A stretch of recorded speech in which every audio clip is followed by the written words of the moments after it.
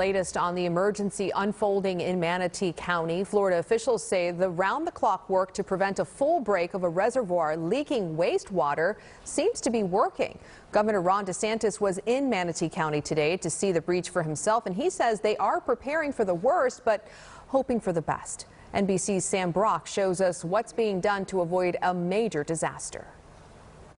Manatee County remains under a local state of emergency. What we're looking at now is trying to prevent and respond to, if need be, a real catastrophic flood situation. A leaky man-made pond started with 480 million gallons of salt water mixed with nitrogen and ammonia, now under 300 million, but threatening to burst.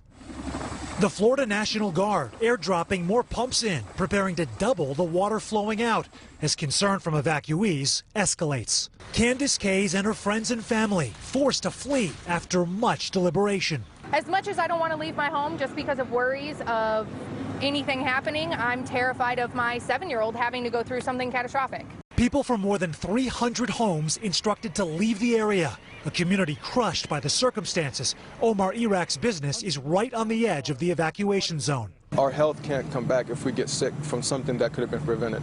The county administrator acknowledging the infrastructure problems could have been dealt with decades ago. But state environmental officials say there's no threat of radioactive water. The southern pond, as we mentioned, is mainly seawater. For those people who are worried, they hear radioactive elements in water, which is what's being reported right now. You're saying that that's not a concern? Correct. As for hundreds of millions of gallons being flushed into the Gulf, scientists say that will impact the ecosystem. So algae blooms, what they do is they block off oxygen. So fish and other things that are dependent on oxygen in their water suddenly start to suffocate.